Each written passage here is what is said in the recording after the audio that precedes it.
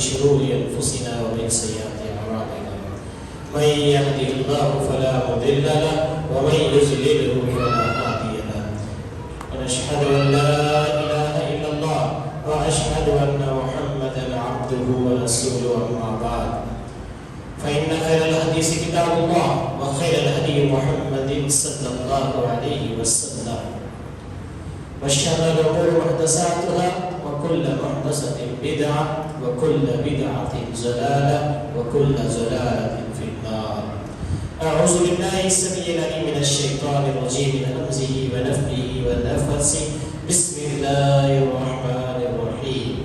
يا أيها الناس اتقوا ربكم الذي خلقكم من نفس واحدة خلق منها زوجها وبث منهما رجالا كثيرا ونساء واتقوا الله الذي تساءلون به والأرحام إن الله كان عليكم رقيبا. يا أيها الذين آمنوا اتقوا الله حق تقاته ولا تموتن إلا وأنتم مسلمون. يا أيها الذين آمنوا اتقوا الله وقولوا قولا سديدا يصلح لكم أعمالكم ويغفر لكم ذنوبكم ومن يطع الله ورسوله فقد فاز فوزا عظيما. وقال الله تعالى عز وجل يا أيها الذين آمنوا ادخلوا في السلم كافة ولا تتبعوا خطوات الشيطان إنه لكم عدو مبين. تمام قسم کی حمد و ثنا تعریف و کبریائی و بڑائی اللہ وحدہ لا شریک کے لیے لائق و دیوانی جس نے ہمیں اور آپ کو پیدا فرمایا.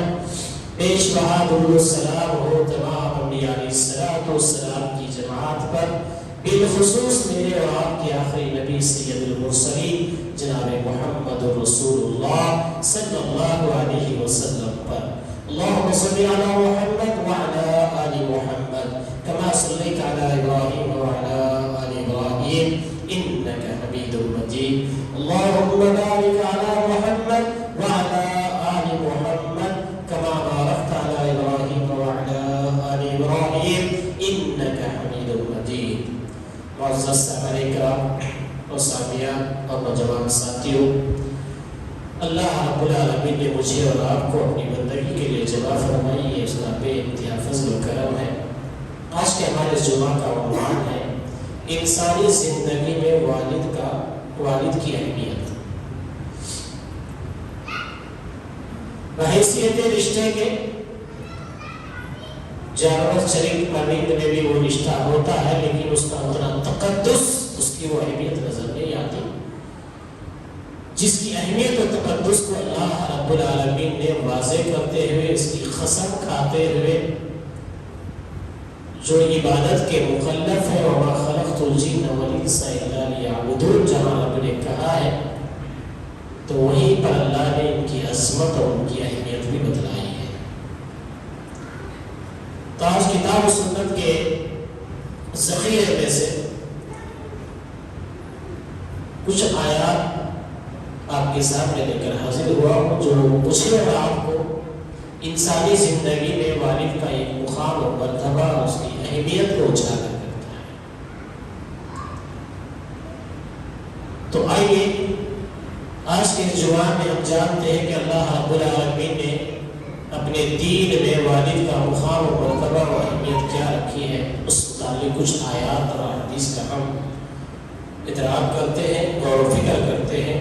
تو اللہ رب العالمین نے سورہ لقمان کی آیت نمبر 33 میں فرمایا لوگوں اپنے رب سے ڈرو اور اس دن کا خوف کرو جس دن باپ اپنے بیٹے کو کوئی نفع نہ پہنچا سکے گا. اللہ رب العالمین فرما رہا ہے کہ لوگوں اپنے رب سے ڈرو، اس دن کا خوف کرو جس دن باپ اپنے بیٹے کو کوئی نفع نہ پہنچا سکے گا اور نہ بیٹا اپنے باپ کا ذرا سا بھی نفع کرنے والا ہوگا.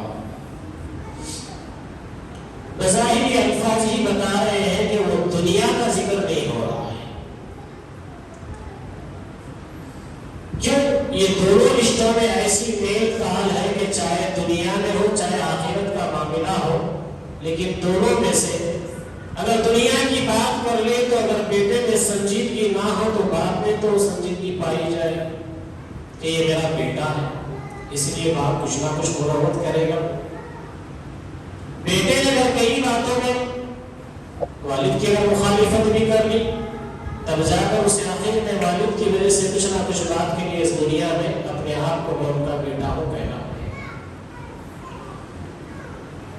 کوئی مدد نہیں کر سکے گا کہ الفاظ بتا رہے ہیں کہ یہ قیامت کا وہ دن ہے جہاں انسان بنی نوع انسان جو ہے ایک ایک نیکی کے لیے ترس رہا ہوگا.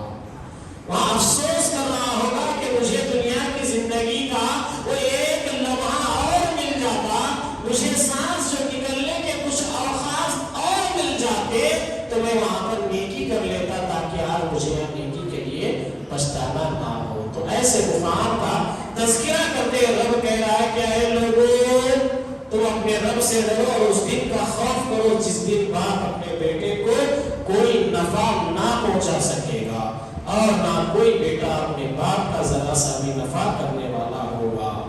کوئی بیٹا وہاں چاہے گا کہ میں اپنے باپ کے لیے کچھ فائدہ پہنچاؤں تو اپنی طرف سے نہیں پہنچا سکتا. وہ قیامت کا دن ہوگا. وہاں اگر بیٹا چاہے کہ میں میرے والد کے لیے کچھ نیکی کروں وہ نہیں ہو سکتا. کچھ نیکی اپنی دے دو یہ بھی ضرورت نہیں ہو سکتی. تو اللہ رب العالمین سول لڑکی کا منظر بیان کرتے ہوئے کہہ رہا ہے کہ ذرا سا بھی نفع کرنے والا ہوگا. یاد رکھو اللہ کا وعدہ سچا ہے.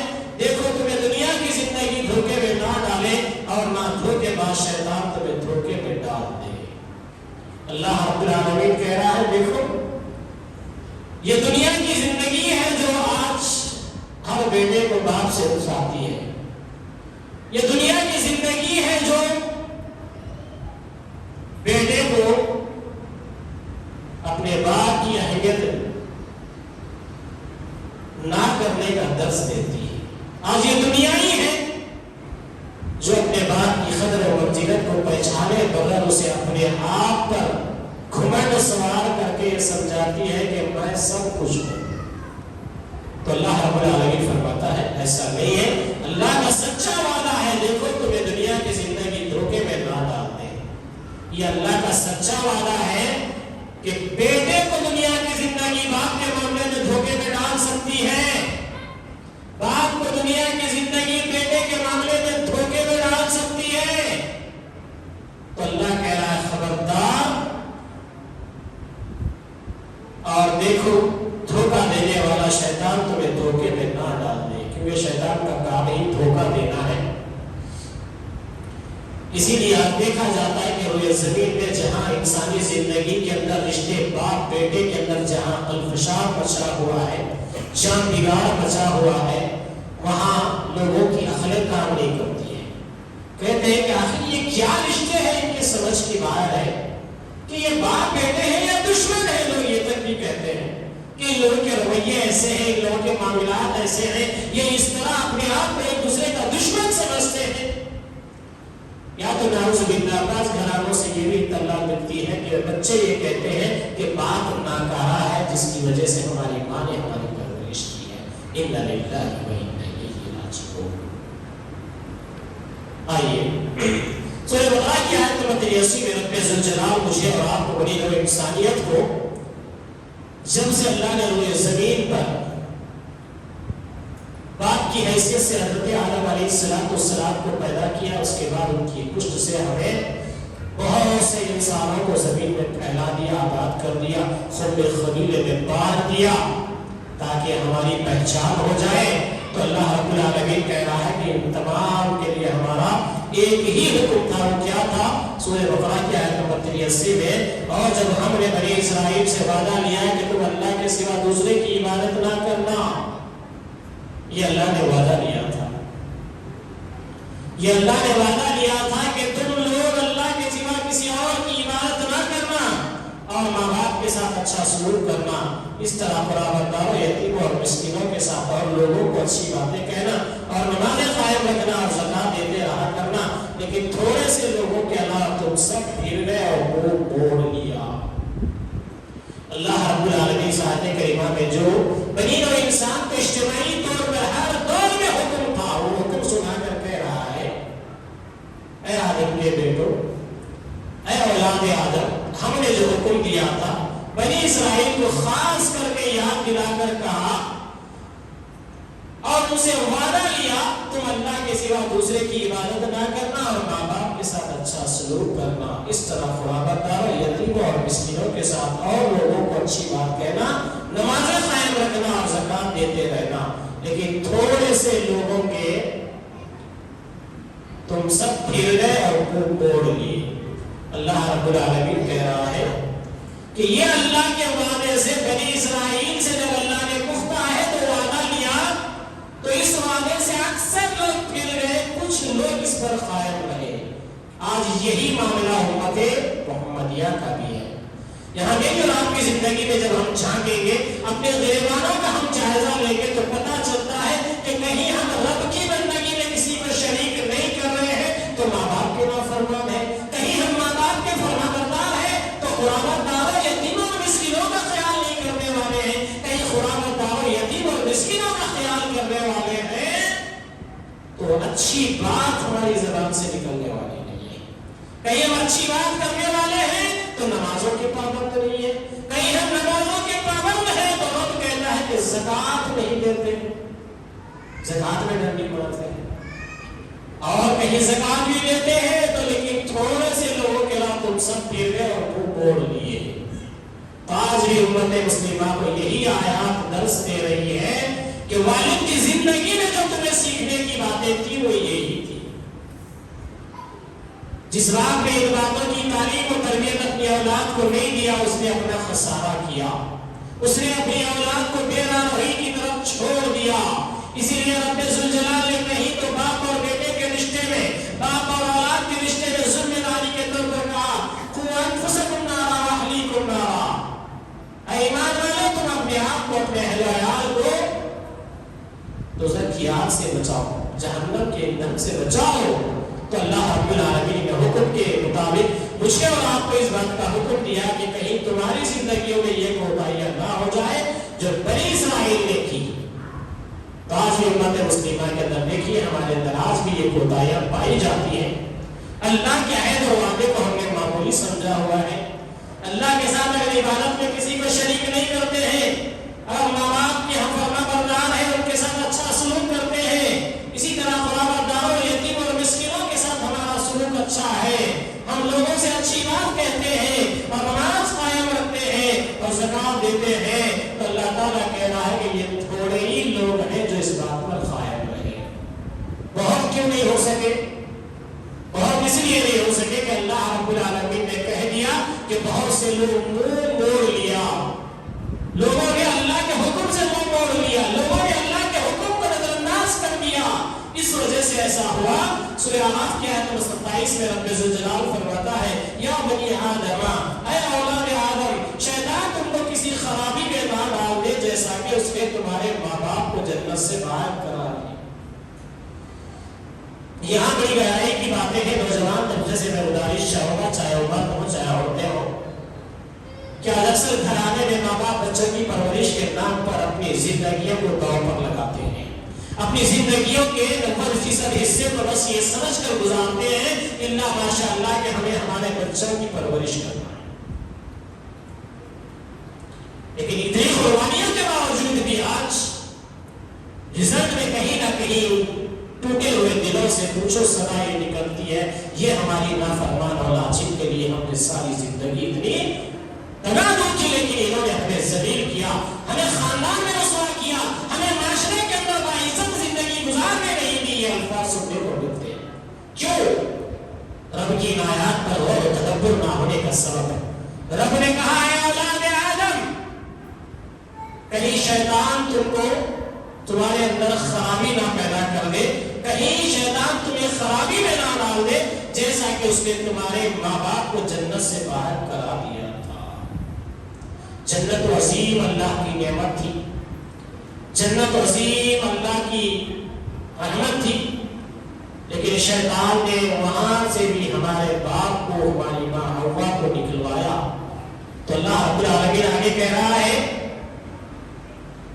باپ کو جنت سے باہر کرا دیا ایسی حالت میں کہ ان کے لباس بھی اتروا دیا۔ خرابیوں کو نوجوانوں دھیان سے سنو، جو خرابی رب حیا کے ساتھ بیان کر رہا ہے اس خرابی کو سمجھو، اس خرابی کی طرف اپنے ایمان کا جائزہ دو. وہ کیا ہے؟ ایسی حالت میں ان کا لباس بھی دعا دیا تاکہ وہ ان کو ان کی شرمگاہیں دکھائے. عورت کے لیے، غیر محروم کے لیے چہرہ اس کا حیا کی چیز کی، پردے کی چیز کی. نوجوان کو اپنی جسامت، اپنی باڈی، اپنا جسم ایک اللہ کی نعمت تھی، لیکن اس کی قدر نہ کرتے ہوئے آج سوشل میڈیا کے اوپر یہ اولاد کی عادت ایک دوسرے کی شرمگاہ ظاہر کرنے پہ لگی ہوئی ہے. ایک دوسرے کی شرمگاہ آپس میں ایک دوسرے کو دیکھنے دکھانے تک تلی ہوئی ہے. رب کہہ رہا ہے کہ اے اولاد آدم، جس طرح تمہارے ماں باپ کو جنت سے باہر کرا دیا، ایسی حالت میں کہ ان کا لباس بھی کرا دیا تاکہ وہ ان کو ان کی شرمگاہیں دکھائے، اور اس کا لشکر تم کو ایسے طور پر دیکھتا ہے. کس کا لشکر؟ شیطان کا لشکر. آپ دنیا کا ماحول دیکھیں تو ایسا لگ رہا ہے کہ شیطان کا لشکر نعوذ باللہ پنج وقتہ مساجد میں ہی بیٹھا ہوا ہے، اسی لیے لوگ ڈر کے مسجد نہیں جاتے ہیں. باقی زندگی کے 24 گھنٹے میں سے 20 گھنٹے تو ہم بازار کی زینت بنے ہوئے ہیں، ہم سڑکوں کے چبوترے کی زینت بنے ہوئے ہیں. نوجوان طبقہ کی راتیں سڑکوں میں گزر رہی ہے. نوجوان طبقہ اپنی راتیں کہیں کلبوں میں گزار رہا ہے، کہیں ہوٹلوں میں گزار رہا ہے.